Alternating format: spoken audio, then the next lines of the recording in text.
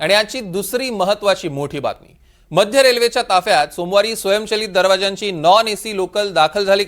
अपघातांचं सत्र थांबवण्यासाठी नव्या लोकलचं स्वागत होत होतं, मात्र त्याच वेळेला लोकलमधील अंतर्गत बदल आता चर्चेचा विषय बनले. वेगवेगळे बदल करताना रेल्वे प्रशासनानं गाडीच्या अंतर्गत भागात सूचना लिहिण्यासाठी मराठी भाषेचा वापर टाळला. त्यामुळे नव्या वादाला तोंड फुटलं. ट्रेनमध्ये हिंदी आणि इंग्रजी भाषेचाच वापर केलेला आहे. मराठी भाषेचा वापर केवळ डब्यांची ओळख स्पष्ट करण्यासाठी दरवाजा बाहेर केलाय आणि यातनं मध्य रेल्वेचा मराठी द्वेष कायम असल्याचं स्पष्ट झालेलं आहे. आणि त्यातही बाहेर जे मराठीत वाक्य लिहिलेले आहे त्यातही चुका आहे. त्यामुळे लोकलमध्ये मराठीला प्रवेश बंदी आहे का, हा सवाल उपस्थित झालेला आहे. नॉन एसी लोकल्समध्ये मराठीवर अन्याय का होतोय, लोकलमध्ये मराठीवर अन्याय होतोय का? कारण मध्य रेल्वेचा आजपर्यंत अनेकदा असं दिसून आलंय, मराठी द्वेष कायम दिसून आलेला आहे आणि पुन्हा एकदा या नव्या लोकल्समध्ये सुद्धा तो प्रकर्षानं जाणवतोय.